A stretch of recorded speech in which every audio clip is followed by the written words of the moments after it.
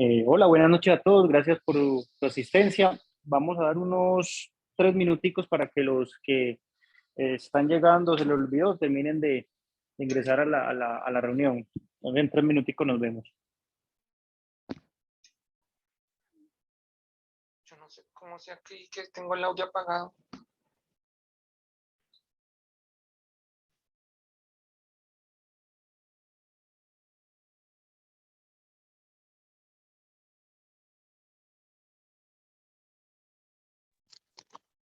Hola, buenas noches. Les habla Lucas Ochoa. Quería invitar a las personas que ya están conectadas a que les envíen el link y les recuerden que se conecten a las personas que de pronto se pudieron haber olvidado de más, que les recuerden la charla. Gracias, ya nos vemos.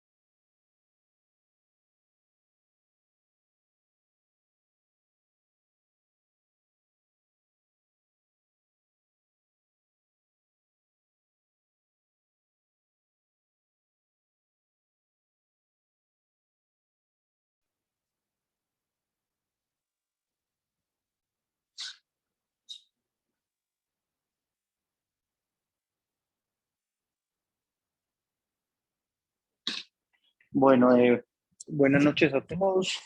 Vamos a darle inicio a las actividades académicas de este año. Esta actividad tuvimos que moverla un poquito por fuerza mayor.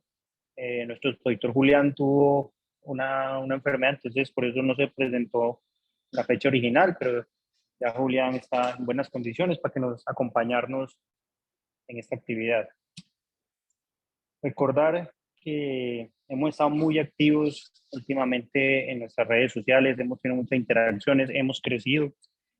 Entonces, no dejar de lado recordarles nuestras redes sociales. Tenemos Instagram, Twitter, Facebook, para que porfa interaccionen con nuestras historias, con nuestros comentarios, que eso nos da visibilidad en el medio y nos crea, nos da pues prestigio en las redes y seguimos creciendo como comunidad y tenemos una muy buena ya cantidad de seguidores. Y en nuestro canal de YouTube pueden ver todas las charlas que quedan grabadas para que las puedan consultar nuevamente. Y así como a rasgos modos, invitarlos para la actividad, para las actividades que siguen. Esta próxima actividad, la idea es volver, y ahora sí, a la parte presencial, que nos tocó también aplazarla por ese pico que tuvimos de COVID, pero si las condiciones lo permiten, los invitaremos a la próxima actividad que va a estar acá con el doctor Emilio Rey, que nos va a hablar de un tema importante para nosotros, que es la tromboprofilaxis y la terapia puente desde el punto de vista del anestesiólogo. La vamos a hacer en el Hotel Sheraton, que nos da la posibilidad de tener un salón un poco más amplio y compartir de forma, pues, cumpliendo más los protocolos de seguridad. Como todavía estamos en medio de pandemia y pico, vamos, aunque va a ser presencial, va a tener un aforo limitado. Entonces, la inscripción, vamos a tener en cuenta el orden de inscripción al evento y se va a llamar a reconfirmar su asistencia al mismo. ¿Por qué? Porque te vamos a tener un aforo limitado en el auditorio del Hotel Sheraton, pero todos están cordialmente invitados. Igual vamos a tener la transmisión de la parte virtual de la conferencia. Y bueno, yo creo que lo más importante que vamos a hacer en este primer semestre va a ser nuestro congreso internacional, que va a estar muy alineado o muy de la mano de tres ejes fundamentales: dolor, anestesia regional y foco. La idea es que este congreso va a estar en los lineamientos de lo que queremos, que era hacerlo de ASRA o LASRA para nosotros Latinoamérica, ¿cierto? Entonces, todo lo que tenga que ver con ultrasonido y aplicado pues a estos tres modelos o estos tres módulos, vamos a exprimirle, a sacar el máximo provecho. Este congreso, créanme que es un congreso que hemos hecho con mucho sacrificio, ha sido duro organizar para brindarles a ustedes algo de calidad. Los expositores que van a estar, que nos van a acompañar, son de altísima calidad y de verdad esperamos su apoyo y su compañía para que nos acompañen, se inscriban, se animen o transmitan esta información a sus colegas de sus grupos aquí en la región o por fuera, pues en el país o por fuera del país. Entonces lo vamos a dividir para los que algunos nos han comunicado que han tenido problemas para entender el programa. Entonces, como pueden ver, el programa se divide en 3 módulos importantes y esos módulos van a correr de manera simultánea. Vamos a empezar el miércoles, donde van a ver en forma simultánea un módulo de POCUS y un módulo de dolor. Lo mismo se va a repetir el jueves por la mañana, jueves por la tarde solo va a ser regional y el viernes todo el día se van a compartir los módulos de anestesia regional y dolor. O sea que usted cuando se inscriba al congreso podemos tener la oportunidad de asistir al módulo que a usted le genere más atención. Con POCUS hay que tener una salvedad. POCUS, como son estaciones prácticas, vamos a tener el apoyo de Pericritif, que es la empresa que nos va a certificar el curso de POCUS. O sea que hacer POCUS requiere hacer unos temas online una semana antes para llegarlos estudiados y llegar a las estaciones ya con el tema estudiado, realizar la parte práctica completa todo el día miércoles, pues la tarde del miércoles y la mañana del jueves para poder acceder al certificado. O sea, usted quedaría, si hace pocos, queda certificado o en parte de la ecografía perioperatoria en el paciente crítico, ¿cierto?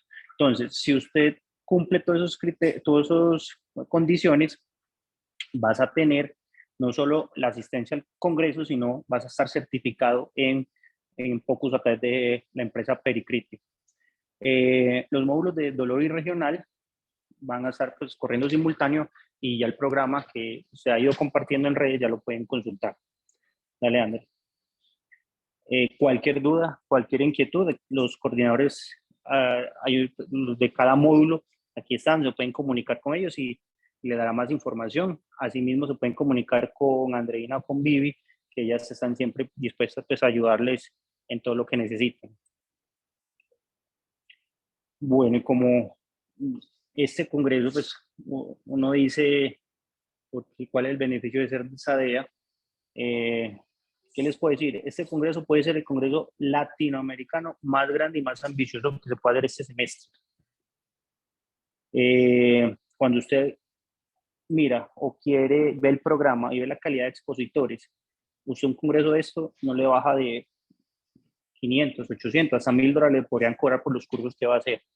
O sea, entonces, cuando le preguntan a usted cuál es el beneficio de estar agremiado, de ser de SADEA, usted por 200,000 pesos puede acceder a todo esto, parrilla de exponentes y la calidad que le estamos brindando. O sea que los beneficios de esa DEA sí se ven, ¿cierto? Usted va a otra parte y se están cobrando facilito $500, $800 aquí. SADEA está asumiendo esa parte por ustedes, ¿cierto? Conferencistas de todas partes, tanto en cualquiera de los módulos. Los invito a consultar el programa en las redes de la sociedad o me escriben o le escriben a André y se los mandamos. En el resto ya de esta semanita y principios de la otra, se los estamos compartiendo también vía mail en formatos pues como más amigables o más para que lo entiendan mejor si hubo problemas o no entendieron el formato en PDF. Entonces estamos trabajando en ellos para hacérselo más entendible y que les llegue a ustedes con más claridad la información. Y esos son en ese momento nuestros laboratorios aliados que nos están apoyando, Aspen, Fresenius y Brown. Bueno, no siendo más, esta era la breve introducción. Los dejo con el doctor Julián, reconocido por todos, estuvo aquí yo estoy reemplazando su cargo de vocal académico. Él estuvo mucho tiempo al cargo de la vocería académica de SADEA, hizo grandes cosas por la sociedad. Logramos rescatar lo que estaba un poquito perdido y alejado la parte académica, pero logramos rescatarlo. Y aquí, como siempre, innovando con este tema que a todos yo creo que los dio por sorpresa cuando leyeron este título. Solamente agradecerle pues, a Julián por estar aquí, y Negrito, el auditorio es tuyo. Bueno, mano, muchas gracias. ¿Me escuchan todos ahí? Sí, Te doctor, escuchamos. se escucha. Listo, perfecto. Vamos a compartir la presentación y arrancamos. Bueno, vamos a discutir hoy este tema. Yo sé que es extraño, pero bueno, van a ver por qué llegamos aquí. Vamos a responder varias preguntas. La primera pregunta que voy a responder es cómo llegué yo a este tema, cómo llegué yo aquí. Fácil. Un turno muy horrible en junio. En las Américas, yo creo que fue cierto, sí. Me fue de perros. Esa noche pasé derecho prácticamente, salí vuelto nada y me fui en mi nave espacial, ¿cierto? Yo soy usuario de transporte público porque, pues, no sé, algo de hippie tengo todavía. Y entonces me monté posturno, llevado del berraco al circular y abrí el celular y empecé a ver qué había salido en Anesthesiology. Me llegó el correo que llega todos los meses diciendo este mes en Anesthesiology. Y en Anesthesiology, ese mes de julio llegó esto. Un artículo que dice cuáles son los retos de dar anestesia para viajes interplanetarios. Pues en el posturno tan arrecho que yo tenía, pues básicamente lo abrí, me puse a leer. Y cuando me puse a leer, me encontré que tenía cosas compartidas con un artículo que yo había escrito por allá en el año 2014-2015, cuando estaba haciendo la maestría en ingeniería. Y en ese artículo, que era de automatización en anestesia, ya había cositas que se parecían a lo que estos manes estaban escribiendo en este libro, en este artículo, perdón. Entonces, pues terminé de leer el artículo, llegué a la casa, empecé a desayunar y le escribí a Quique. Y Quique, pues, básicamente me preguntó, ¿estás jodiendo? ¿Me estás hablando en serio? Y yo, no, Quique, es en serio. Te quiero hacer una charla de este tema. Yo creo que es una charla como para enero, cuando la gente, porque es algo entre lo académico y la cultura general, ¿cierto? Como entre que tiene algo de academia, pero pues también es simplemente información para todos. Entonces, como que es como este momento en el que la gente todavía no está como en el mood de hacer academia pura y dura. Entonces, creo que era como el momento. Por eso el plan era hacerlo la semana pasada, pero pues bueno, tuve COVID y pues tampoco quería darles un concierto de tos. Entonces, bueno, entonces Quique me dijo como pues hágale, ahí vemos qué hacemos. 30 segundos después me llamó Múnera y me preguntó, ¿usted está borracho? Y yo, parce, no, tengo un posturno, el berraco, pero no, no estoy borracho. Entonces, pues nada, este par se rieron mucho, me jodieron todo, pero mantuvieron el control, no le dijeron a nadie hasta que hace 20 días salió la publicidad. Y cuando salió la publicidad, pues básicamente recibí de todo tipo de comentarios, ¿cierto? Desde las burlas de si es que yo me creía Julio Verne, si es que yo vivía en Júpiter, cuánta ketamina me había metido para hacer esta presentación o que me la había fumado toda, la cantidad de memes que me llegó y cuánta noticia que alguien veía que tenía algo que ver con el espacio me la enviaba. Entonces, bueno, a pesar pues de todo, aquí estamos. Espero pues que les guste lo que tengo que compartir con ustedes y vamos a empezar. Entonces, lo primero que vamos a responder es por qué la humanidad va a ir a Marte, ¿cierto? Y cuál es el desafío técnico que esto implica. Entonces, por allá en los años 60, en el 61, un presidente gringo se fijó llevar a la humanidad, pues, o a su país, específicamente a la Luna. Ese presidente, dos años después ya estaba muerto, pero 9 años después la humanidad estaba pisando la Luna, ¿cierto? De cuenta de la decisión de un político americano. En aquel entonces, todo ese esfuerzo se hizo simplemente para que las dos superpotencias del momento se midieran la verga, ¿cierto? Es lo típico. Necesitaban saber cuál era el que la tenía más grande y pues, bueno, ya sabemos quién ganó la Guerra Fría, ¿cierto?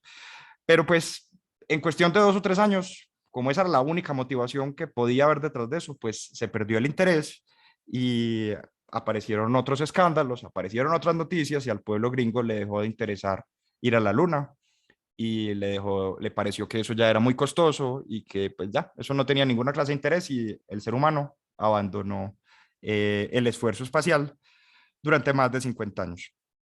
Sin embargo, pues siempre va a quedar la huella de cómo esta gente logró llegar a la Luna de manera repetida durante alrededor de 6, 7 misiones con computadores en esos cohetes que cualquiera de nosotros tiene un computador 1000 veces o hasta 1 millón de veces más potente en el bolsillo. Y esta gente con un computador 1 milésima de lo que tenemos hoy en día fue capaz de llegar hasta por allá. Han pasado 50 años y desde entonces la humanidad no ha vuelto a la Luna, pero pues mantiene una colonia permanente en la órbita de la Tierra, que es la Estación Espacial Internacional, donde hay desde hace más de 20 años todo el tiempo presencia humana alrededor de la Tierra. Y la humanidad se plantea en unos 10 años estar volviendo a la Luna y usar la Luna como el camino para ir hacia su siguiente meta, que es estar en alrededor de unos 20 años llegando a Marte. Todo eso con el objetivo de, en un futuro cercano, estar colonizando todo el sistema solar y de ahí los sistemas planetarios cercanos. Ahora, vivimos en un planeta globalizado, un planeta completamente globalizado, a pesar de algunos nostálgicos de la Guerra Fría, ¿cierto? De personas que creen que vivíamos mejor cuando estábamos al borde del colapso nuclear. Pero digamos que para las organizaciones científicas, la colaboración entre muchos países es una constante. Todo el tiempo las organizaciones científicas están haciendo esfuerzos y por eso se llama la Estación Espacial Internacional y no la Estación Espacial Gringa ni la Estación Espacial Rusa, porque es un esfuerzo conjunto de muchas agencias espaciales de todo el mundo y digamos que los científicos hacen la colaboración entre países que los políticos no han logrado tener. Eh, por si fuera poco, hoy en día hay intereses privados, ¿cierto? Y esos intereses privados también se están planteando una nueva carrera espacial. Entonces, como humanos, como especie, tenemos una fascinación con Marte desde hace ya, desde siempre, pues, desde hace por lo menos un siglo. Ya en 1910, Thomas Edison sacaba una película que se llamaba Un viaje a Marte, está en YouTube si la quieren ver, A Trip to Mars, y desde entonces ha habido una infinidad enorme de películas que hablan de ir a Marte. La industria más grande del entretenimiento, no sé si saben esto, que la industria del entretenimiento más grande son los videojuegos, vale mucha, mucha más plata que la industria de la música o que la industria del cine. Lo que pasa es que pues, para eso somos relativamente ciegos porque las personas que gastan son una población muy específica, pero consumen mucho, mucho más que lo que gasta el resto de la humanidad en cine y en películas y en libros, etcétera. Entonces, esta otra industria del entretenimiento tiene también una cantidad enorme de entregas de películas que se desarrollan en Marte o que tienen que ver con colonizaciones de Marte. Y esta persona, no sé si lo reconocen, Werner von Braun. Werner von Braun es como el diablo y a la vez como un ángel. Eh, Werner von Braun era un ingeniero, probablemente el primer ingeniero de cohetes del mundo, de la Alemania nazi, que desarrolló el cohete B2 con el que los alemanes atacaron durante alrededor de 2, 3 años a Inglaterra desde las costas de Francia. Eh, y los mantenían azotados. Pues era una cosa impresionante los B2 hasta que los ingleses aprendieron a usar metralla, pues municiones que estallaban en el aire cerca del cohete y lo hacían detonar en el aire, pues. Pero durante muchos años fue, digamos, el productor de muchos muertos, pues, en Inglaterra. Eh, este muchacho, como tenía un conocimiento demasiado específico cuando Estados Unidos ocupó Alemania, Este pelado no se vio involucrado en ningún proceso, a este man no se lo llevaron a Nuremberg, no lo metieron a la cárcel. Básicamente Estados Unidos se lo llevó y este muchacho creó la NASA con otros ingenieros gringos.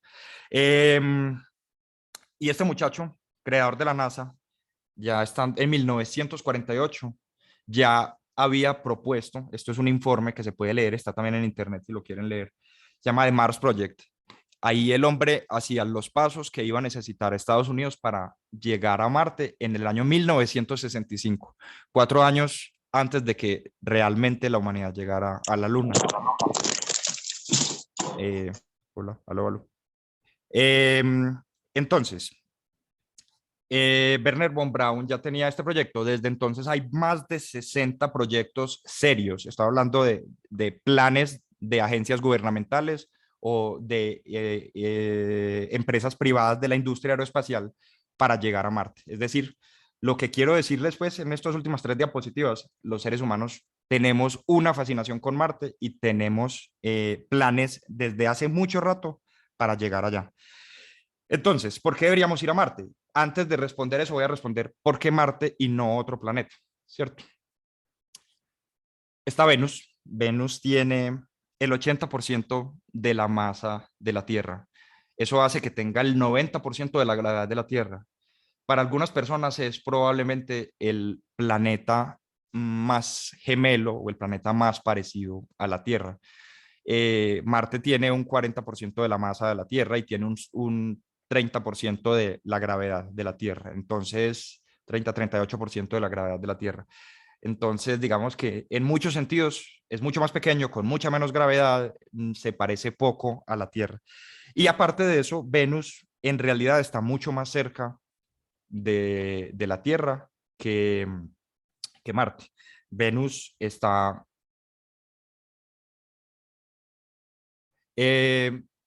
entre 41 y 250 millones de kilómetros. Y para tener perspectiva, Marte está entre 55 y 400 millones de kilómetros. O sea, siempre va a estar más cerca Venus de Marte, de la Tierra que Marte.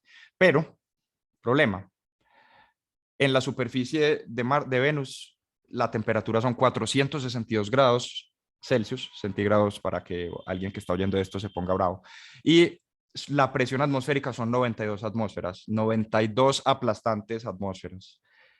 Eso hace que todos los robots que hemos mandado a Venus, pues digo, la humanidad, ¿cierto? No es que yo haya mandado nada.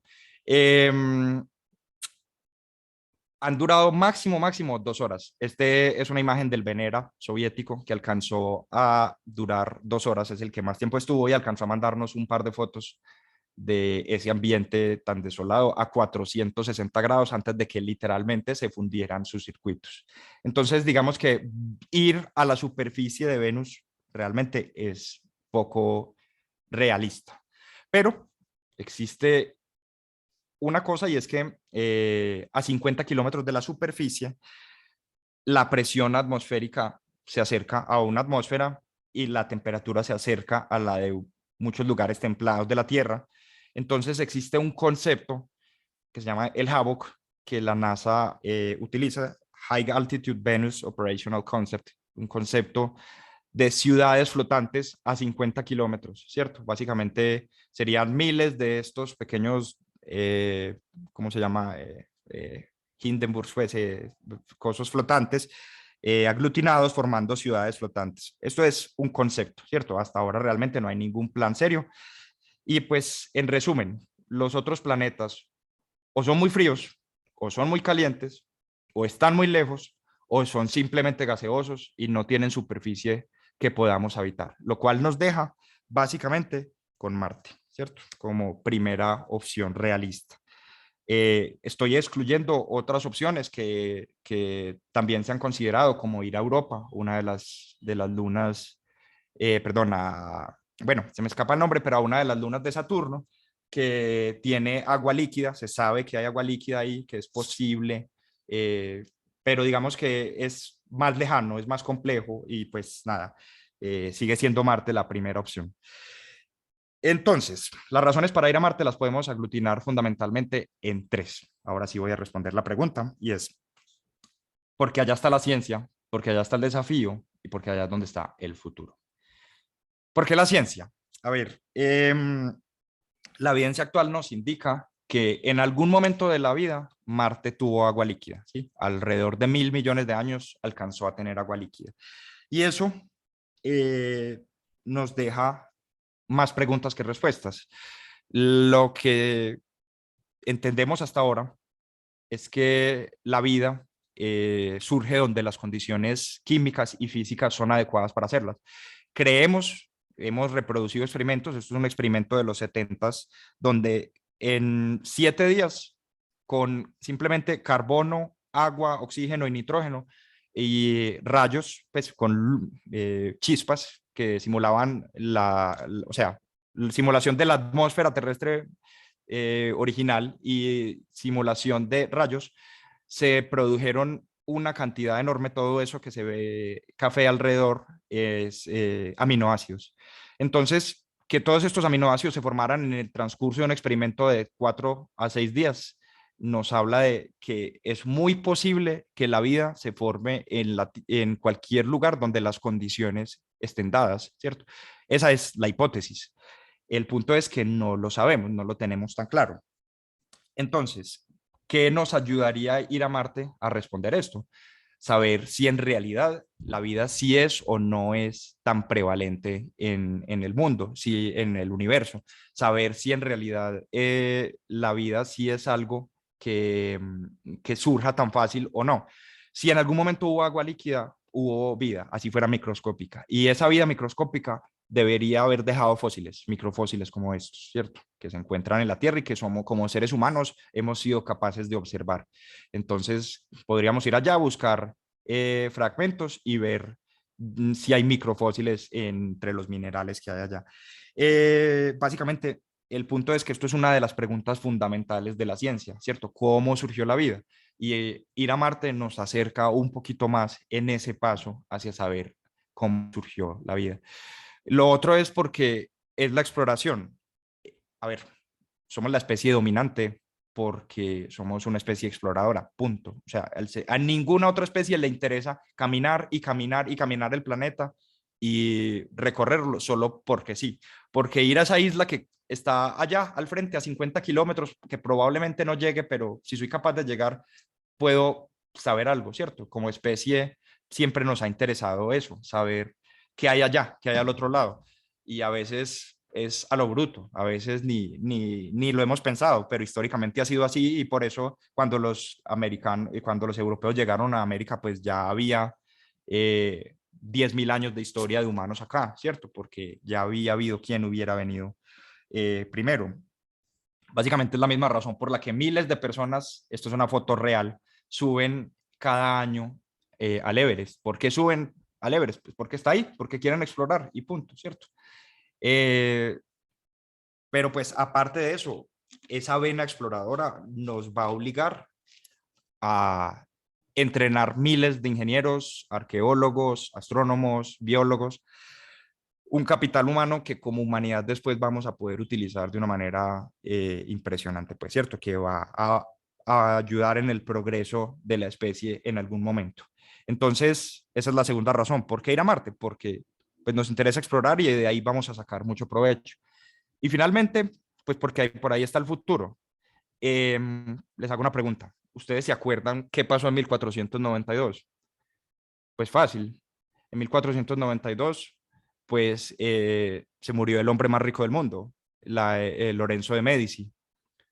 En 1492 España atacó tanto al califato de Córdoba que lo hizo capitular en las capitulaciones de Granada y España finalmente con las capitulaciones de Granada logró sacar a los árabes de la península ibérica. En 1492 Borgia llegó al poder, una de las dinastías con más poder en la historia del papado, ¿cierto? Y que más malas, digamos, yo no sé si decirlos, pero con más grandeza también histórica dentro del papado. Entonces, pues estas eran las noticias que a la gente le interesaban en 1492. En esa época, obviamente, no había periódicos, obviamente la gente no se enteraba sino en el voz a voz, pero estas eran las cosas que a la gente le interesaban en esa época. A la gente no le interesaba que en esa época un italiano quebrado estaba pidiéndole plata a Isabel la Católica y que llevaba 2 años persiguiéndola hasta que Isabel la Católica en Barcelona le dijo, mamada de usted, venga, tome su plata. Y este man cogió la plata y en Palos de Moguer montó 3 carabelas y las llenó de prófugos de la justicia y se vino hacia la nada. ¿Ustedes creen que a la gente en esa época de verdad le importaba esto? La verdad es que no era ninguna noticia. ¿De qué nos acordamos nosotros? Nosotros nos acordamos que el 12 de octubre de 1492, las dos partes de la tierra, para bien o para mal, o de la especie humana, para bien o para mal, se encontraron, ¿cierto? Entonces, digamos que lo que a nosotros nos importa no necesariamente es lo que le va a importar a la humanidad en 500 años. Entonces, cuando la humanidad en 500 años tenga, perdón, cuando la humanidad en 500 años esté expandida por el espacio, se van a acordar del día en que logramos escapar del planeta y no se van a acordar de si Petro le ganó a Federico Gutiérrez en las elecciones o si Putin invadió o no invadió a Ucrania o si los Gilinski se adueñaron de las 3 empresas más grandes de una sede secundaria en un país del tercer mundo, ¿cierto? Básicamente, en ese entonces no se van a acordar de eso, sino de las cosas grandes que de verdad hagamos como humanidad. Entonces, básicamente esas eran las 3 razones que les quería dar, pues, por las que deberíamos ir. ¿Por qué hacerlo con humanos? Esa es la siguiente pregunta. Ya los robots han ido una enorme cantidad de veces, ¿cierto? Por acá, la Unión Soviética logró enviar al menos 2 sondas a Marte y logró estrellar las 2 sondas contra la superficie de Marte, gran récord, primera objeto humano que se estrella contra la superficie de Marte.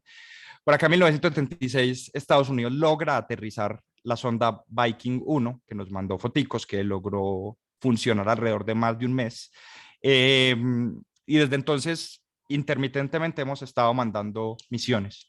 Esas misiones, pues como para mencionar, en el 97 aterrizamos, vuelvo y digo, yo no tengo nada que ver con la NASA, pero nosotros como especie, logramos aterrizar el Mars Pathfinder, que fue un rover, un robotcito, pues, que recorrió alrededor de 1 kilómetro en la superficie en el transcurso de 3 meses.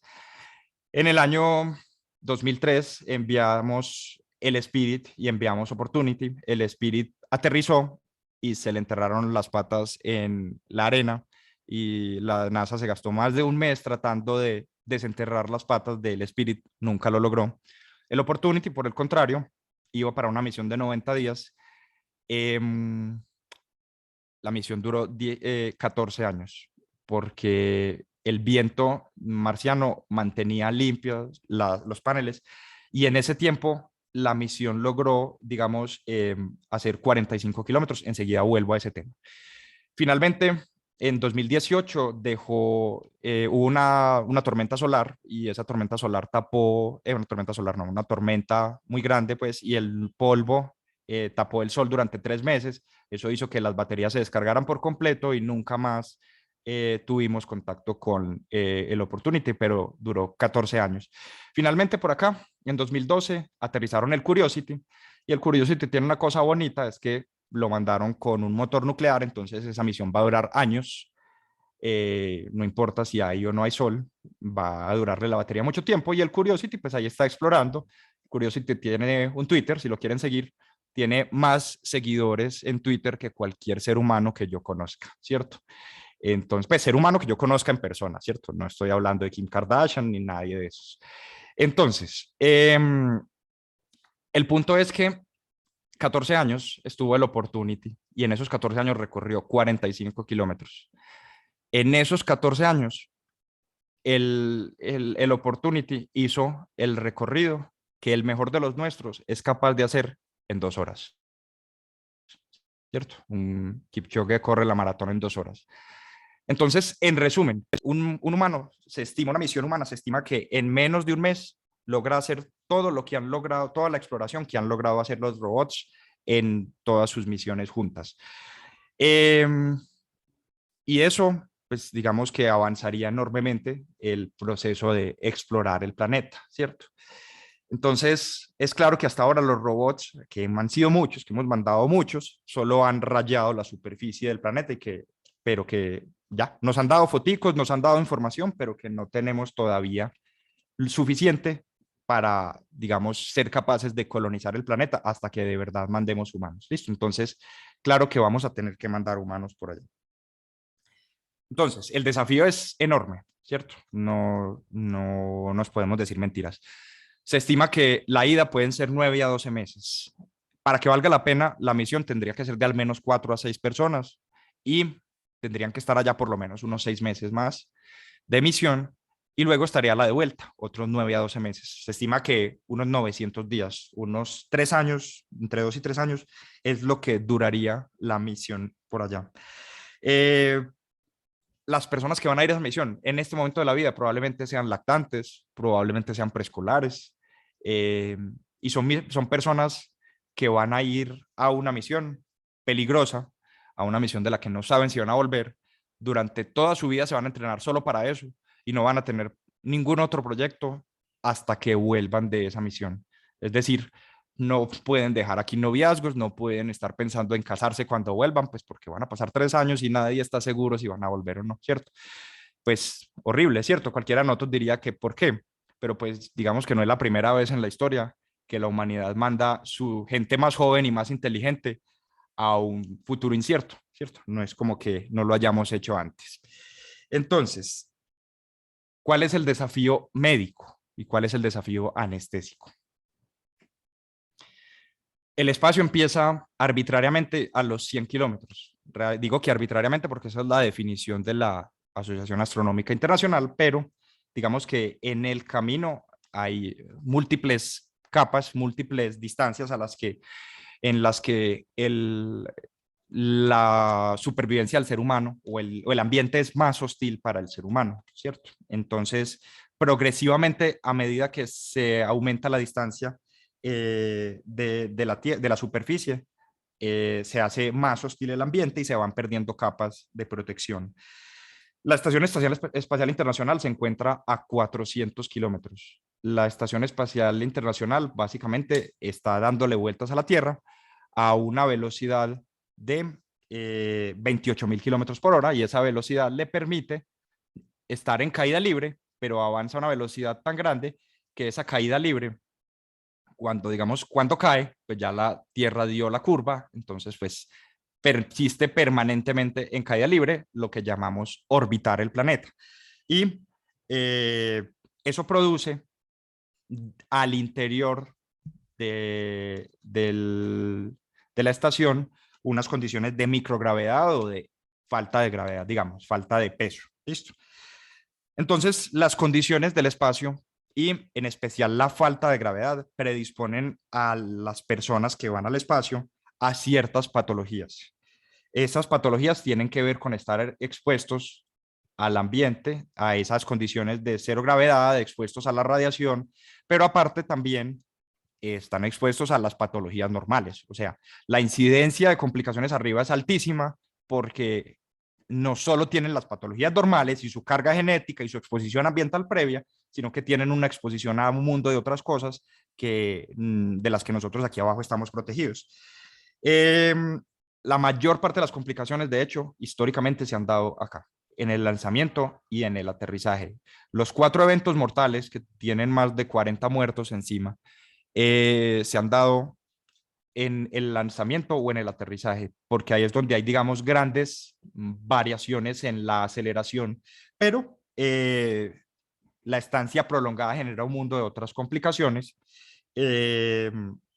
Básicamente, con el diseño actual de la NASA, de un viaje de 900 días, de 4 o 6 personas, la tripulación va a tener que tener un nivel de autonomía completa, incluyendo autonomía para el cuidado médico, ¿cierto? Todavía no sabemos cuál va a ser la composición exacta de la tripulación. No sabemos si van a llevar un médico o no. Cuando le hacen encuestas a los astronautas siempre dicen que sí, pero cuando le preguntan a los administradores, la respuesta es que no, porque básicamente la probabilidad de que algo pase se estima de 0.06 eventos por persona por año en el espacio. Es decir, reuniendo para una misión de 900 días, la probabilidad es que haya un evento de emergencia médica en toda la misión. Listo. Entonces, básicamente, más allá de la estadística que les acabo de dar, la decisión es ética, ¿sí? Y son decisiones éticas que se van a tener que dar. Y por eso puse una pantalla negra, porque si esa decisión ética es que no van a llevar un médico, que no van a hacer nada y que básicamente solo van a paliar al que se fracture la cadera por allá, e incluso en esas condiciones van a tener que decidir si lo traen de vuelta o si lo entierran en el espacio, eso es una decisión ética enorme, ¿cierto? Versus llevar capacidad de respuesta y preocuparse por cada uno de ellos cuando se enfermen o se mueran. Es una decisión difícil, ¿sí? Es una decisión enorme y eso no está resuelto ni para las empresas privadas, ni para la NASA, ni para la Agencia Espacial Europea. Eso todavía no se sabe qué van a hacer ellos con eso. Pero asumo que van a decir que sí van a hacer atención, porque si no, el resto de la charla pues no tiene ninguna clase de sentido. Pero ahí lo dejo en el aire, ¿cierto? Todavía existe la posibilidad de que ellos digan, hey, no vamos a atender a esta gente y punto. Y ellos saben a qué van. ¿Cierto? Eso es una posibilidad real, pero voy a asumir que sí, para que sigamos discutiendo. Entonces, ¿qué es lo que van a hacer? Esta es la Estación Internacional, pero las naves espaciales tienen una cosa similar, que es un sistema de control de condiciones ambientales. Ese sistema de control de condiciones ambientales se encarga de mantener adentro de la estación una presión atmosférica normal, de mantener unas condiciones de oxígeno normal, una temperatura normal y trata de barrer el CO2. Lo que pasa es que el problema es que es mucho espacio muerto y entonces se consideran o sean medios niveles de CO2 típicamente 10 veces los que hay en la atmósfera terrestre. Cuando los astronautas salen a hacer sus caminatas, las condiciones son muy distintas y allá afuera, pues en el traje ellos están con una presión menor, tratan de mantener una cierta presurización, pero la presión barométrica es menor, están respirando oxígeno al 100% y afuera del traje hay cero presión barométrica, hay una exposición de radiación tremenda, constante, de la que ellos no tienen forma de ser protegidos. La temperatura varía enormemente si están del lado del sol, de la luz, están a 120 grados Celsius, pero si se exponen al lado de las sombras, la temperatura llega a menos 150 grados, es decir, es lo menos prohumano que existe. En esas condiciones se ha documentado que hasta el 80% de ellos hacen enfermedad por descompresión y que hacen burbujas venosas. Sin embargo, los astronautas están tan concentrados con una descarga de adrenalina tan grande que básicamente ninguno nunca ha reportado nada de enfermedad por descompresión, hasta que alguno un día haga un SB durante una de esas caminatas, pero bueno, eso es otro tema, pues, ¿cierto? El punto es que también hay riesgo de barotrauma, también hay riesgo de neumotoras con esas variaciones de presión. Y pues en los 50 años que la humanidad lleva yendo al espacio y en los últimos 20 que ha tenido presencia ininterrumpida en el espacio,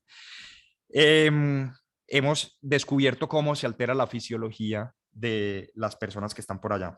Entonces, más o menos tenemos una imagen de los cambios que hay y esos cambios afectan absolutamente a todos los sistemas. Y el problema, lo más grave de todo este asunto es que esos cambios fisiológicos, que son casi patológicos, pues es difícil decir que eso sea fisiológico o patológico, pero unos cambios profundos, algunos de ellos, como pueden ver, no alcanzan un plató, sino que siguen creciendo constantemente y entre más tiempo la persona pase en el espacio, más tiempo más daño, digamos, o más cambios fisiológicos se van a producir. A nivel cardiovascular, el cambio más grande inicial es que cuando uno deja de estar expuesto a gravedad, desde las piernas, desde la parte inferior del cuerpo, se sube se aumenta el retorno venoso, se viene una cantidad enorme de líquidos que uno normalmente mantiene allá gracias a la gravedad, gracias a la permeabilidad de las venas, y eso produce lo que llaman las piernas de pajarito. Los astronautas se deshidratan sus piernas y se ven unas piernitas de nada, pero esos líquidos llegan a la cara y producen edema facial y producen edema en el cuello, y los astronautas se ven típicamente con una cara, digamos, como de luna llena, pues como las de los usuarios crónicos de esteroides. Problema, eso aumenta el retorno al ventrículo derecho. Las cavidades sienten esa precarga aumentada y liberan unas cantidades masivas de, ácido, de péptidos natriuréticos. Y en cuestión de 24 horas, las personas han perdido en promedio 10 a 15% del volumen porque simplemente lo orinan. El cuerpo cree que está hipervolémico y orina ese volumen, y la persona entonces después, digamos, pierde ese volumen. Ocurre una cantidad enorme de cambios. Aquí como cosas grandes, pues para mencionar, los barorreflejos se alteran por completo, ¿cierto? No hay, los astronautas entonces cuando aterrizan ya no tienen barorreflejos y hacen faintness, pues hacen, pues se les va el mundo, caen al piso fácilmente porque hacen hipotensión ortostática, porque pierden por completo sus barorreflejos. Hay hipoactividad de los receptores beta, pero hay hiperactividad de los receptores alfa. Hay disminución de la masa eritrocítica, se cree que es por hiperperfusión renal, y entonces hacen algo de una anemia fisiológica, comillas, pero también se ha documentado que hay algo de hemólisis en el espacio, etcétera, etcétera, etcétera. Cambios fisiológicos enormes, ¿cierto? Sin gravedad, ellos presentan alteración de la mirada conjugada, alteración del equilibrio. El 80% de ellos relata que tiene motion sickness, enfermedad del movimiento, o sea, náuseas y vómito, y que les duran 2 semanas. Y el problema es que cuando vuelven a la Tierra, cuando vuelven a condiciones de gravedad, vuelven y presentan con la misma severidad y les duran las mismas 2 semanas esta motion sickness. Y hacen otra cosa muy grave para gente que está bajo presión y que tiene que tomar decisiones graves, grandes, que hacen edema cerebral, hipertensión endocraneana, y que el 100% de ellos se ha documentado que tienen asociada a esa hipertensión endocraneana disminución de la agudeza visual, ¿cierto? Pero lo más grave de todo el asunto es que cuando uno no tiene gravedad, pierde masa alrededor, masa ósea, y principalmente alrededor de la cintura pélvica. Alrededor del 1% de la masa ósea se pierde cada mes, y esto no hay forma de pararlo. Los astronautas tienen una tasa de fracturas para el resto de la vida mucho más alta que el resto de la población general. Nunca en la vida recuperan la masa ósea. Entonces, esto de entrada nos predispone a que cuando tengan que hacer fuerza, cuando tengan alguna caída en Marte durante la misión, pueden tener una fractura de cadera, ¿cierto? Grave, muy grave. Entonces, esta de entrada es una de las principales patologías con las que ellos tendrían que lidiar. Por esta razón, la NASA implementó el ejercicio en el espacio, y tienen una rutina donde ellos hacen 4 horas diarias de ejercicio, 4 horas diarias en el gimnasio. Pues pucha, eso yo no lo conozco sino de las modelos de Instagram, pues, porque el resto de los seres humanos, si acaso vamos 3 veces a la semana, 1 hora, porque pues hombre, por Dios. Entonces esta gente hace 4 horas de ejercicio, y eso ha disminuido la pérdida muscular, ha disminuido la pérdida de masa ósea, pero resulta que la calidad del hueso que forman sigue siendo mala, y a pesar de eso no han logrado volver a la tasa basal o al, digamos, al nivel de mineralización ósea en la pelvis. Entonces siguen teniendo esto. Aparte que esto para la planeación de las misiones es todo un complique, que sabemos que van a... Entonces, durante 3 años ellos van a tener que hacer 4 horas diarias, y cuando estén en Marte, que tiene el 30% de la gravedad de la Tierra, van a tener que hacer 4 horas diarias de ejercicio en vez de estar explorando o haciendo cosas que necesiten para sobrevivir, básicamente, ¿cierto? Es complicado, todavía no tenemos claro qué va a pasar con eso. El aumento de la reabsorción ósea también genera una incidencia aumentada de urolitiasis. Dos de las evacuaciones urgentes que han tenido que hacer de la Estación Espacial Rusa y de la Estación Espacial Internacional lo han tenido que hacer por urolitiasis. Entonces, digamos que, bueno, hay un mundo de complicaciones pues asociadas, pero no es solo la fisiología alterada. Hay un mundo de otros problemas para dar anestesia o para hacer cuidado médico avanzado por allá. Básicamente, las cosas las tendríamos que dividir en dos. Las tecnologías faltantes y el conocimiento faltante. Entonces, con respecto a las tecnologías que no tenemos, los líquidos endovenosos, que es algo que tenemos que contar en la anestesia siempre, cuesta mucho, ocupan espacio, no sabemos si los van a usar, un espacio que es muy limitado y ni siquiera sabemos si van a llegar estando vigentes allá, ¿cierto? Si no se han vencido de aquí a ese momento. Entonces, lo que se espera es que ellos tengan que ser capaces de producir sus líquidos venosos estériles a partir de la condensación del agua que ellos mismos han reusado todo el tiempo, ¿cierto? Del agua que usan para beber. Aparte, pues hay pequeños detalles. Todo allá es un problema.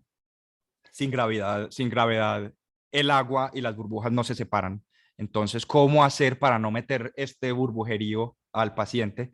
En esto uno nunca piensa porque, pues claro, nosotros tenemos gravedad y pues el aire va arriba y el agua abajo, punto. Yo simplemente pongo el agua más, el suero lo pongo más alto que el paciente y se acabó y no le echo cabeza a esto. Pero pues probablemente van a tener que inventarse alguna tecnología para solucionar este tipo de pequeños problemas, ¿cierto? Es difícil el acceso vascular ahora en condiciones de urgencias, ahora en condiciones de urgencias en el espacio con gente que no está entrenada, no sabemos cómo va a ser, no sabemos qué equipo llevar, no sé, sabemos qué equipo van a utilizar, sabemos que hay en la Estación Espacial Internacional hoy en día les mandan kits de accesos intraóseos. La otra opción es accesos centrales con eco, ¿cierto? Y esto pues es todo un tema. Y los productos sanguíneos también son un problema, pues todos los que tenemos ninguno dura, ¿cierto? ¿Cómo vamos a llevar sangre desde acá? El concepto probable sería algo similar a lo que se hace en Afganistán, que es un banco humano viviente. Y eso ya de entrada nos limita porque la gente que lleva toda en la misión tiene que ser compatible entre sí. Eso ya es una enorme limitante. La otra alternativa es que de aquí a eso nos inventemos la hemoglobina sintética, que sea capaz de llevar oxígeno y que se administre para el paciente que se traumatice por allá, ¿cierto? No sabemos cuál va a ser la experticia médica que vamos a tener, ¿cierto? Como les dije ahorita, no sabemos si vamos a llevar médicos, si vamos a llevar médicos de qué especialidad. Eso es todo un tema. No sabemos cómo vamos a hacer para producir los implantes. Probablemente les va a tocar imprimirlos en 3D y esterilizarlos allá mismo, ¿cierto? Etcétera, etcétera, etcétera. Hay una cantidad enorme de pequeños desafíos porque nos faltan tecnologías para responderles, pero digamos que eso es más fácil que el conocimiento que no tenemos. Del conocimiento que no tenemos, Ave María, el problema es que tenemos un conocimiento súper incompleto, sabemos qué pasa con la fisiología, pero no sabemos qué pasa con la fisiología en esas situaciones graves por allá. Es decir, listo, la fisiología está alterada, pero eso implica que las personas van a ser capaces o no van a ser capaces de aguantar un choque hipovolémico, que van a ser capaces de tolerar la vasodilatación que genera una anestesia o que no van a ser capaces. No sabemos cómo se comportan los medicamentos, no tenemos ni idea de cuál es la farmacocinética y farmacodinámica en esas condiciones. Hay una que intuimos muy clara. Si la gente pierde masa muscular en el espacio, no deberíamos usar succinilcolina, punto, ¿cierto? Así de sencillo porque van a terminar haciendo hipercalemia y se mueren en la inducción.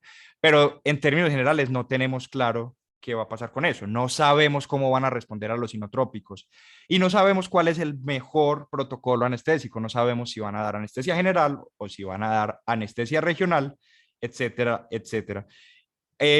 Algo tan sencillo como que el oxígeno administrado en el espacio, en un espacio cerrado, pues va a aumentar las concentraciones y a generar riesgo de explosiones al interior. Entonces, darle oxígeno a un paciente enfermo pone en riesgo al resto de la cabina. Complicado. Con todo esto, básicamente tenemos que imaginarnos cuál es el peor escenario posible y con eso hacer la planeación. Con eso es con lo que están haciendo la planeación. El paciente entonces se lo imaginan en ese contexto. Hipovolémico, claro, perdió todo el volumen por redistribución desde que se fue. Entonces, de entrada ya está hipovolémico. Está disautonómico, tiene edema facial, por lo que puede tener vía aérea difícil. El vaciamiento gástrico se disminuye, entonces asumimos que tiene estómago lleno, es intolerante a la succinilcolina y va a estar manejado por personal médico con entrenamiento médico limitado. ¿La anestesia regional sería una buena opción? Posiblemente sí, pero hay un detalle importante y es que la anestesia regional tiene una curva de aprendizaje más grande que la anestesia general. Por otro lado, las técnicas perimedulares, no tenemos ni idea de cómo se va a comportar en el espacio una raquidia. Pues ustedes recordarán perfectamente que dependemos de la gravedad para darle una distribución predecible a la bupivacaína pesada. Entonces no tenemos ni idea de qué pase cuando no haya gravedad y qué va a pasar, ¿cierto? Entonces,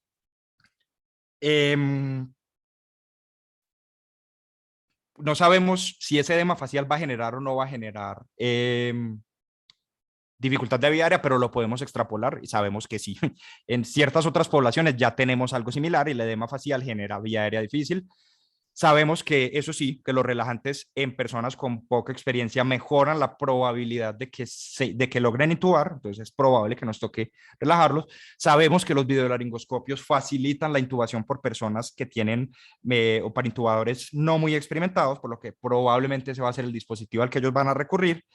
Entonces, lo más probable, resumiendo todo esto que acabo de decir, con toda esa fisiología que entendemos y lo que no sabemos, es que el procedimiento sea una precarga de líquidos venosos, porque el paciente está hipovolémico, darle una inducción de secuencia rápida usando, que también hay rocuronio, probablemente, y rápidamente una intubación orotraqueal usando un videolaringoscopio. Para extremidades, utilizar bloqueos con un asterisco y infiltración local donde sea posible, incluyendo infiltración de los focos de fractura, que sabemos que funciona, que en nuestro medio lo hacemos poco porque pues tenemos 1000 otras herramientas, pero que existe y es posible, ¿cierto? Entonces, todo esto, digamos que son soluciones para el astronauta que va a esa misión, a esa primera misión humana, y que es un astronauta, una persona que sabe con qué riesgos va. Pero hay un problema adicional y es las personas, algo que ya existe hace más de 10 años, los turistas espaciales. Ustedes saben quiénes son los turistas espaciales. Son ricos, millonarios de 50, 60, 70 años, muchas veces con comorbilidades que van al espacio. El punto es que cuando lleguemos a ese punto de tener turismo espacial allá, vamos a necesitar médicos, porque para un turista espacial que no es un astronauta, que no está asumiendo que se va a morir, así firme un consentimiento informado gigante, pues nada, va a tener que haber médicos, sí o sí, pero eso es mucho más adelante, ¿cierto? ¿Qué otras soluciones hemos encontrado hasta aquí? Entonces, otras posibilidades. Evacuación médica. Esto no es una posibilidad. Si yo estoy a 200 días de viaje de la Tierra, pues si tengo una apendicitis y me dan antibióticos, pues bueno, eso contemporiza el viaje, pero nada garantiza que aguante la de vuelta, ¿cierto? Entonces, básicamente ellos tienen que ser capaces de solucionar ellos mismos allá y tienen que ser autónomos, ni siquiera desde la base de la Luna. En el mejor de los escenarios posibles, se calcula que una evacuación médica demoraría alrededor de 4 días. Es decir, hay patologías que no dan espera de 4 días para llegar hasta la Tierra. Telemedicina, esto ya no lo tengo que explicar, ¿cierto? Llevamos 2 años viviendo de cuenta de esta vaina, pero la telemedicina tampoco es una opción. No en el sentido típico, pues, no en un sentido de telemedicina como para operar desde acá o operar un robot aunque hay un modelo de operación en Marte, pero digamos que es difícil, es muy difícil. ¿Por qué es difícil? Porque hay una latencia en el viaje. Hasta la Luna, la luz se demora un segundo. O sea que si yo envío una comunicación que viaja con ondas de radio y las ondas de radio tienen la misma velocidad de la luz, pues el delay, la latencia es de 2 segundos. Sigue siendo posible que yo mueva un bisturí, un brazo robótico con un bisturí desde acá y se mueva ya en 2 segundos. Pero si estoy a 20 minutos, ya se hace imposible, ¿cierto? Básicamente yo muevo desde aquí un brazo robótico que hizo una incisión, se llevó a la epigástrica y me doy cuenta 40 minutos después que se llevó a la epigástrica cuando ya no hay nada que hacer. ¿Sí?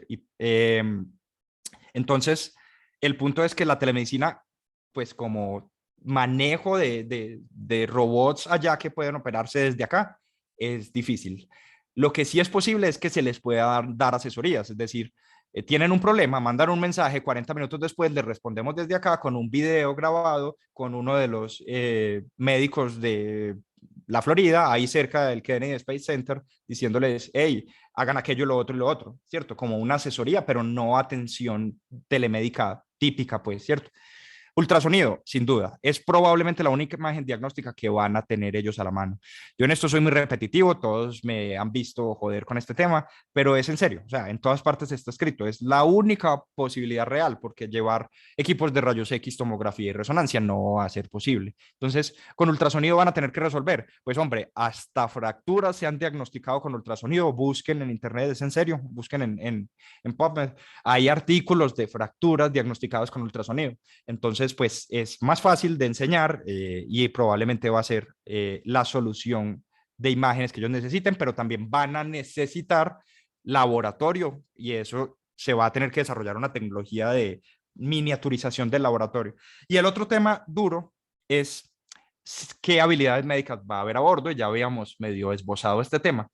Digamos que hoy en día la Estación Espacial Internacional siempre tiene un médico jefe, pero un oficial médico jefe no es lo mismo que un médico, ¿sí? El oficial médico a veces es médico porque ha habido varios astronautas médicos, pero no necesariamente lo es y muchos de ellos simplemente son militares con entrenamiento de enfermero de guerra, ¿cierto? ¿Cuál va a ser el perfil para un viaje a Marte? No lo sabemos, ¿cierto? Es un tema complejo. Digamos que es posible que sean simplemente pilotos, ingenieros, personas con entrenamiento médico, enfermeros de guerra, pero no necesariamente médicos, o es posible que sí sean médicos. Si fueran médicos, las especialidades que se cree que serían las más apropiadas sería o un médico de emergencias con un entrenamiento quirúrgico, ¿sí? O un médico, un cirujano de estos de trauma, un cirujano militar de estos de trauma que tiene entrenamiento en paciente crítico y que es capaz de operar.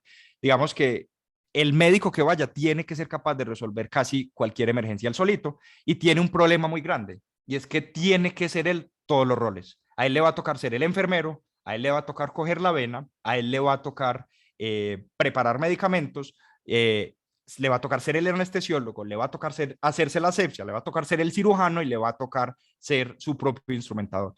Hay algo asociado ahí que se puede hacer, que es entrenamiento cruzado, que es que algo que los astronautas suelen hacer, que el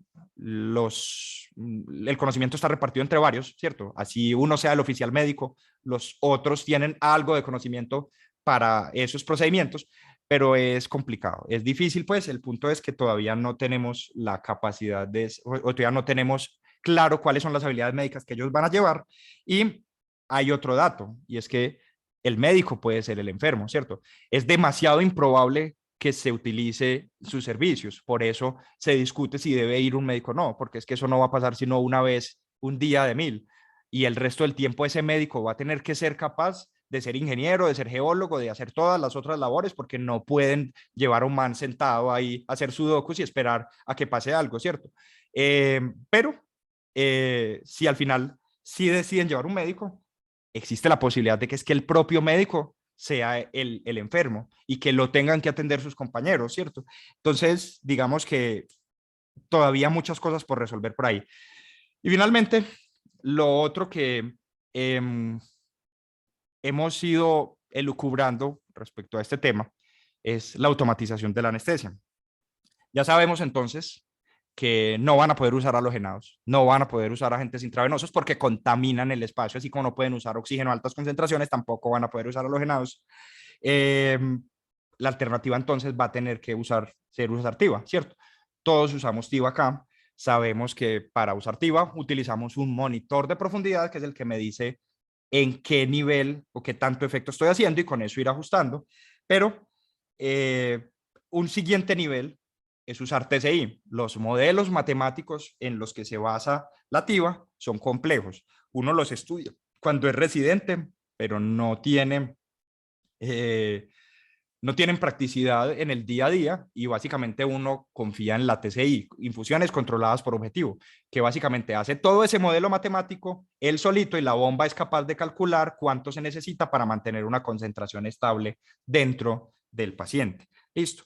Eso es un nivel de automatización, pero el siguiente nivel de automatización es conectar el monitor BIS, digamos, el monitor de profundidad anestésica con la bomba de infusión TCI. Y eso se llama una asa cerrada.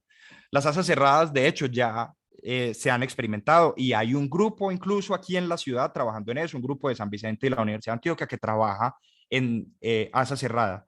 Y en el mundo entero las asas cerradas ya tienen estudios. Básicamente una asa cerrada, usted como anestesiólogo le dice simplemente conecta la bomba de infusión, conecta el computador y conecta el BIS y le dice al computador en cuánta profundidad quiere mantener al paciente y él hace todos los cálculos para mantener todo el tiempo un BIS de, digamos, 50. Y si el paciente se profundiza mucho, pues él deja de administrar anestesia. Y si en algún momento hay un estímulo doloroso y entonces el paciente se superficializa, pues el computador hace todo, el asa cerrada y le dice a la bomba, hey, menos anestésico y tarde o temprano, pues ya. Entonces, el uso de asas cerradas es algo que probablemente sea una solución para el espacio, probablemente en una misión de esas en las que la persona tenga que estar operando a la vez, pues no se puede dar el lujo de estar pendiente de la anestesia y le va a tocar confiar en asas cerradas. Otra cosa, los equipos de eco ya traen inteligencia artificial que reconocen estructuras y te dicen, vea, este es el ventrículo izquierdo, este es el ventrículo derecho, este ventrículo tiene tanto de fracción de eyección, este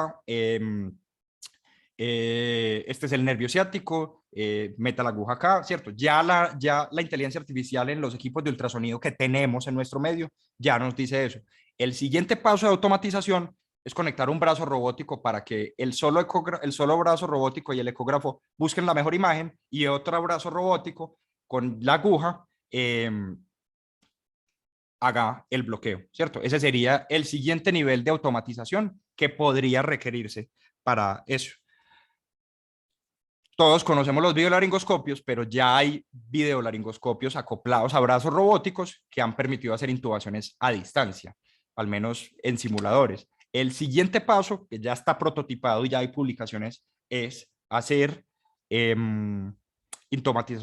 intubaciones automatizadas. Básicamente un brazo robótico hace la videolaringoscopia y otro brazo robótico pues guía un endoscopio reconociendo las estructuras con inteligencia artificial y llega hasta la laringe y allá deja el tubo. ¿Listo? Entonces, básicamente, esas son las alternativas. Sabemos que la tripulación también va a tener que ser capaz de generar los recursos en el sitio. Ya lo vimos con los líquidos, lo vimos con la sangre, pero también posiblemente con algunos medicamentos van a tener que tener la capacidad química de producirlos y con los implantes también van a tener que ser lo suficientemente autosuficientes para eso. Entonces quiero que imaginen el COVID todavía por ahí dando vueltas, qué pena con ustedes. Quiero que imaginen el siguiente escenario. Entonces, un operador humano abre un video que le dice, vea, ubique al paciente en esta camilla, fíjelo, descúbralo, fíjelo, es muy importante porque hasta eso se ha estudiado y básicamente cuando uno hace una maniobra de laringoscopia, el paciente sale volando, ¿cierto? Si el paciente no está fijo, pues detallitos. Entonces el paciente, el video le dice, vea, ponga al paciente en la camilla, fíjelo, descúbralo, monitorícelo y haga asepsia en la región subclavia. El operador humano abre un equipo estéril y un ecógrafo conectado a un brazo robótico, escanea la subclavia y con la ayuda de inteligencia artificial encuentra la mejor imagen posible. El otro brazo robótico manipula el equipo de acceso venoso central y cateteriza la subclavia. A continuación, el operador humano recibe instrucciones para preparar varias bombas de infusión con varios fármacos, incluyendo anestésico, incluyendo relajantes, incluyendo vasopresor e incluyendo líquidos. Todos ellos van a ser guiados por un asa cerrada, ¿cierto? Y también recibe instrucciones para montar el circuito del ventilador.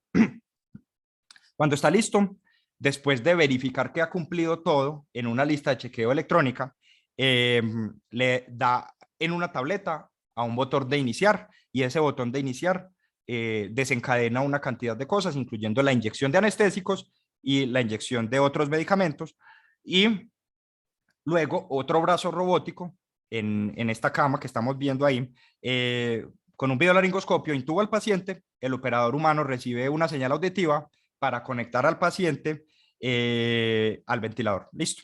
El operador humano entonces procederá a hacer el procedimiento quirúrgico, supongamos sea poner un clavo de fémur, un clavo de fémur que él mismo había acabado de imprimir en 3D y esterilizó ahí, y va a recibir algunos videos preparados por ortopedistas que lo van a guiar en el camino. Probablemente utilice los brazos robóticos para algunas funciones de poner este clavo de fémur. Listo.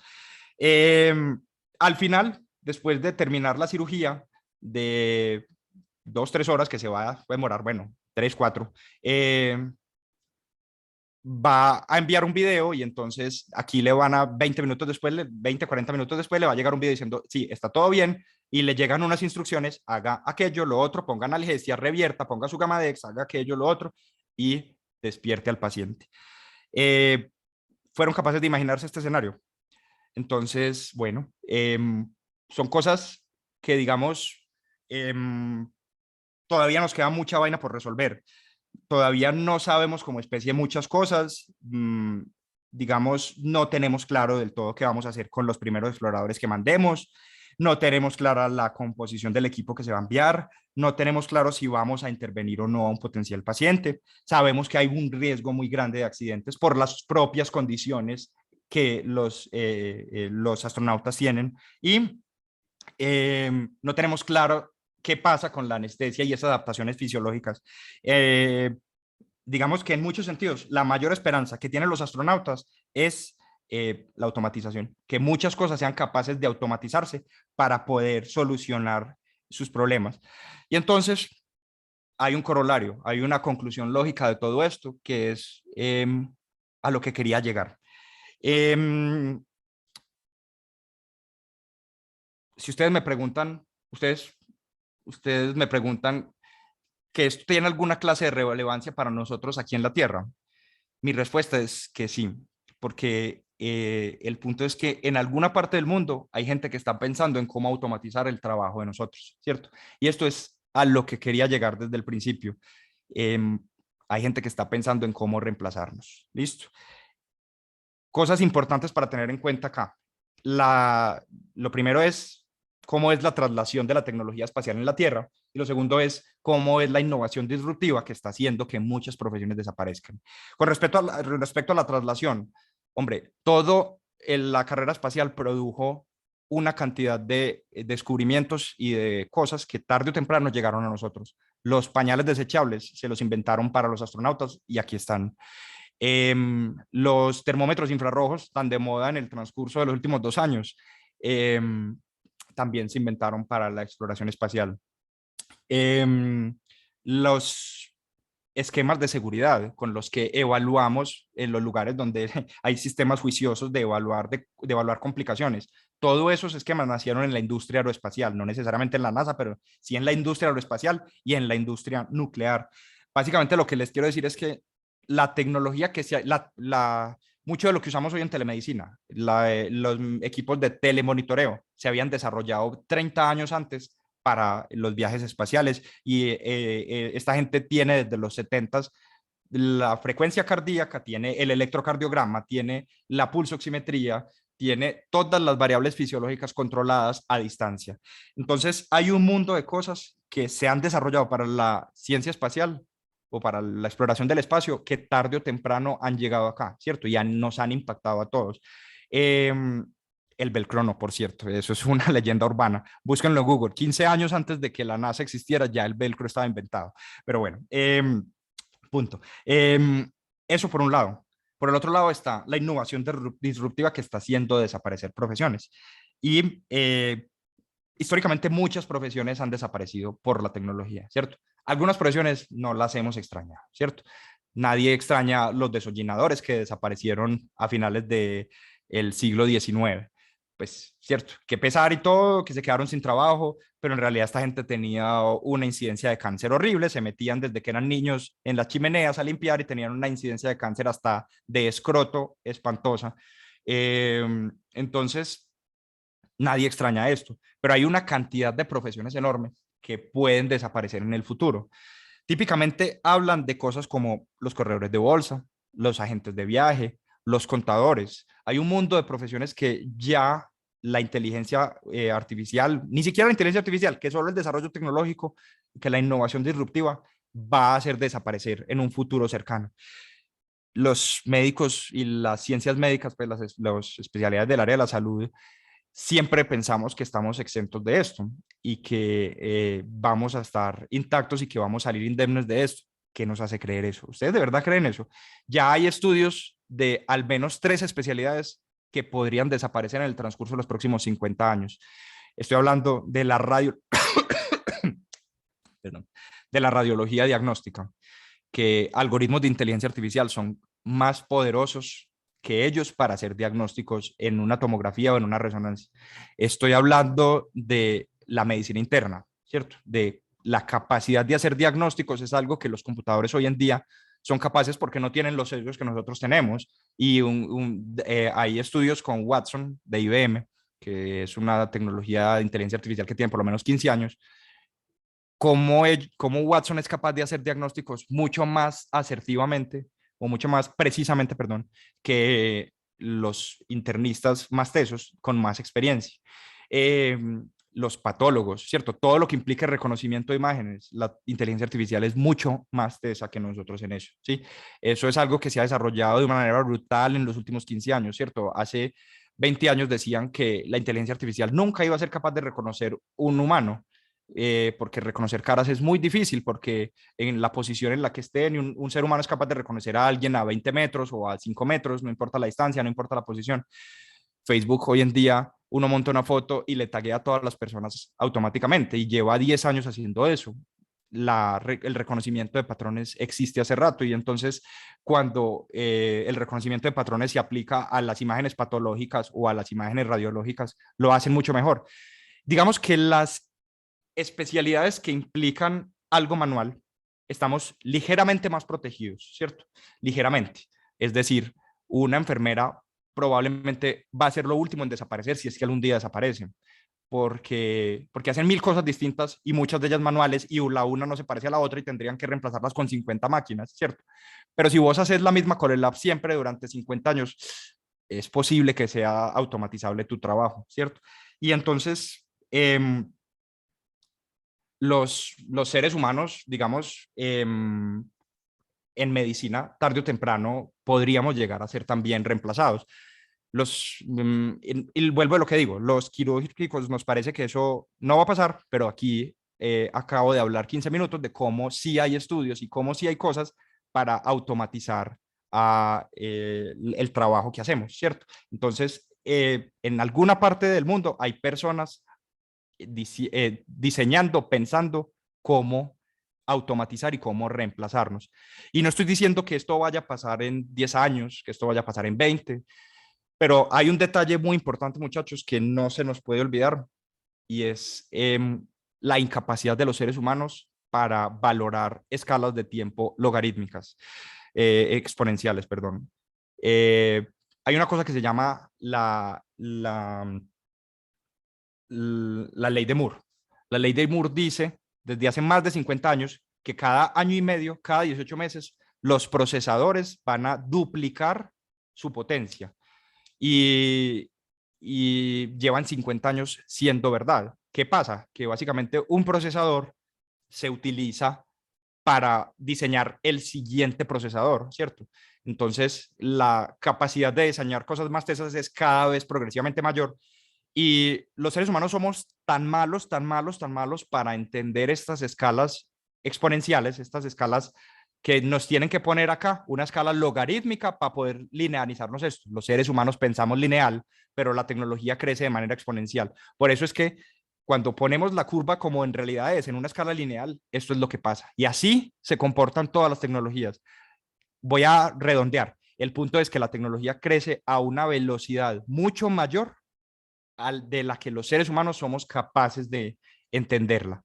La tecnología crece a un ritmo que nos levanta a todos, aún a los de la generación digital, porque simplemente nuestra mente está pensada de una manera distinta, de una manera lineal y no exponencial como realmente crece la tecnología. Entonces, lo que quiero decir es que no desechemos esos puntos ciegos que tenemos, ¿cierto? Que tenemos una cantidad de puntos ciegos y no digamos, no, esto no va a pasar.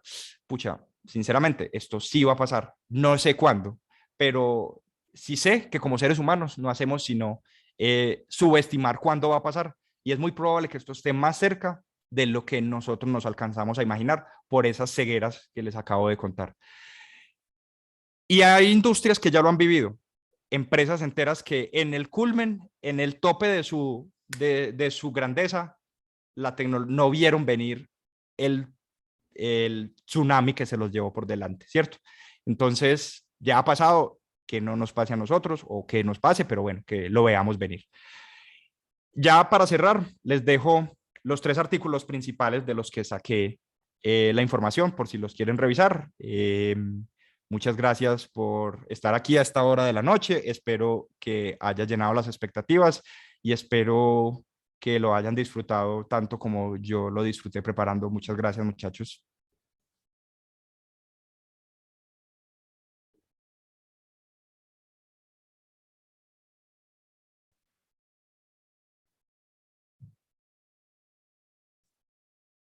Doc, tienes el micrófono apagado. Listo, Juli, no, gracias por volver. Yo creo que cuando planteaste esto, así como te puse en el chat, yo creo que no caíamos en cuenta. Luego, cuando iniciamos la convocatoria, igual fue así. Pero, como vos decís, yo me imagino, yo no sé qué los demás, pero yo me imagino así como está la foto de Morton, ¿cómo es? De Horas y de Morton en el Massachusetts, en el primer hospital marciano, podría estar tu foto en la galería. Yo, Entonces, no sabemos, ¿cierto? No sabemos qué puede pasar, pero no, pues yo creo que un tema innovador, interesante. Yo no sé si tienen algún comentario, alguna pregunta en el chat. Bueno, John dice, ahí cuando John dicen que no será más fácil pensar que esa colonización será con robots, o sea que en vez de mandar astronautas, pues personas, ¿por qué no mandamos entonces robots, androides? Que llevamos 50 años mandando robots, ¿cierto? Y hasta hoy, el robot más teso que tiene la especie humana es el humano, ¿sí? Lo que les decía, lo que hemos hecho a lo largo de, hemos nosotros especie, vuelvo a lo mismo, ¿cierto? Todos saben que yo trabajo en el INDEC, en INCOL, yo no tengo nada que ver con esto, pero lo que como especie hemos logrado en 50 años de exploración de Marte, en menos de un mes lo lograrían con humanos, ¿cierto? A punta de robots va a ser muy difícil. Claro, la robótica viene creciendo a un ritmo enorme, pero estamos todavía muy lejos de que sean tan autónomos como para que puedan lograr hacer lo que hacen varios humanos juntos. Y, pues de hecho, o sea, les dije que el Spirit en el 2003 se quedó enterrado con una pata debajo de la tierra y no fue capaz de sacarse solito. Pues, ¿qué humano se quedaría enterrado con una pata debajo de la arena y simplemente no se para y se hace así, ¿cierto? Hasta ahora la robotización no nos llega a ese nivel, todavía estamos como lejos. ¿Qué hay de la parte psicológica? Preguntan por acá. Perdón, qué pena aquí que te estoy quitando el rol. Dale.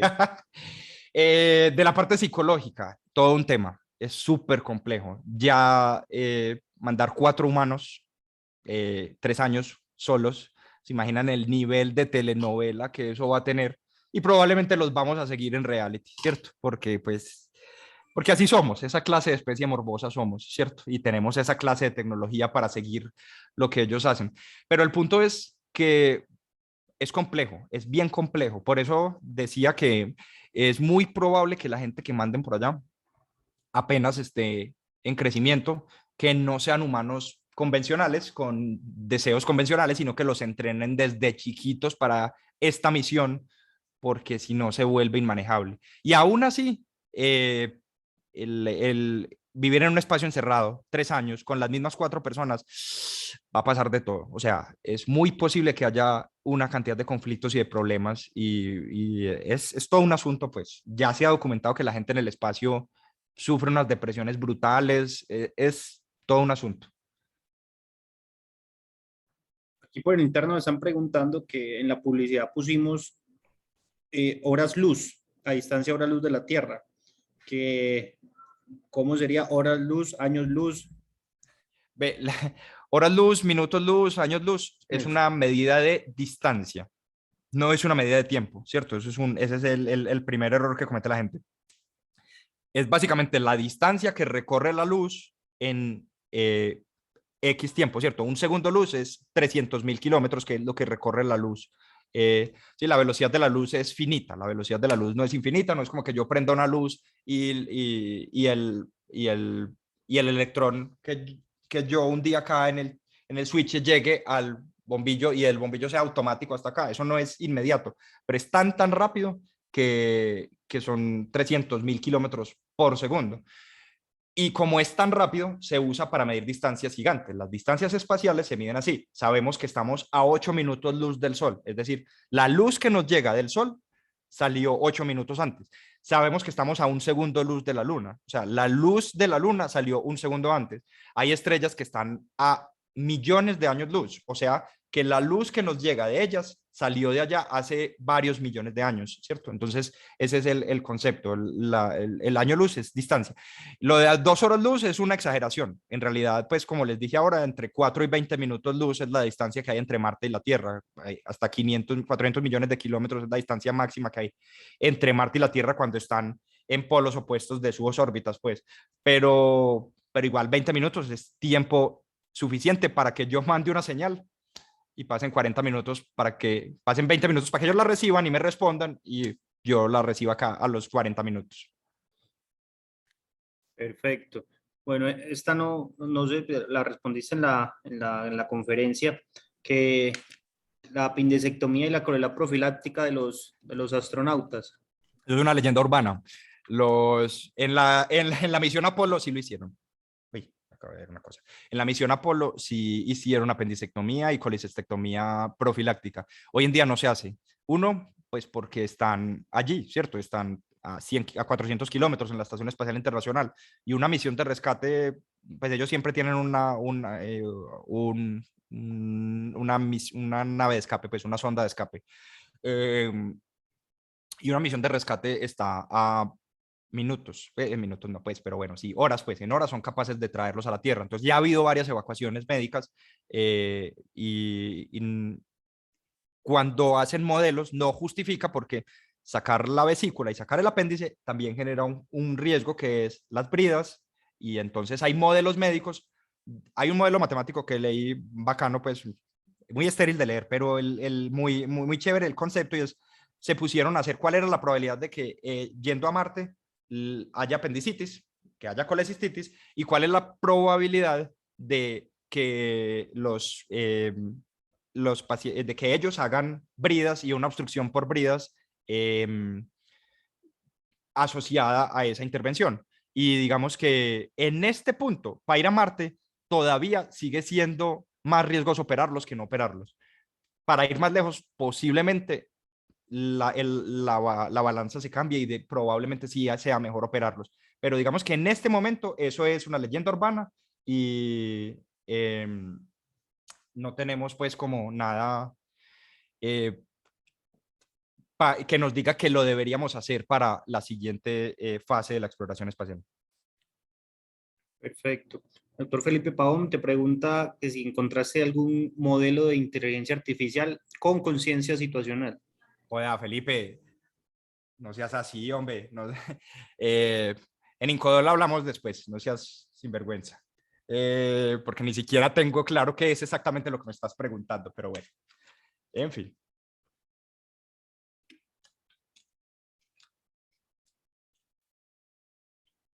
Bueno, Bueno. ya 9 de la noche. Muchas gracias a todos los que nos acompañaron, los que se quedaron hasta acá acompañándonos en este tema tan interesante que nos compartió Julián y qué bueno que lo rescatamos. Hay que esperar ahora, ¿cuántos años luz tenemos que, bueno, es una media distancia. En tiempos luz, ¿cuánto tenemos que esperar que vuelvas a dar una charla en Sadea? Ah, hombre, yo estoy retirado de las canchas, la verdad, no sé, pero no sé, yo siempre, ustedes saben dónde encontrar, ahí vamos viendo, ahí vamos viendo. Listo. Bueno, a todos muchas gracias. Les recuerdo... Ay, mi hermanita es mi fan. Bueno, manito, entonces muchas gracias a todos, que descansen y nos estamos viendo.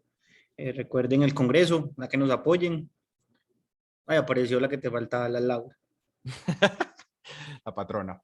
Ah, Bueno, bueno, muchachos, muchas gracias.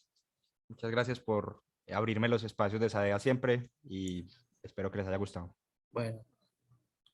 Hasta luego.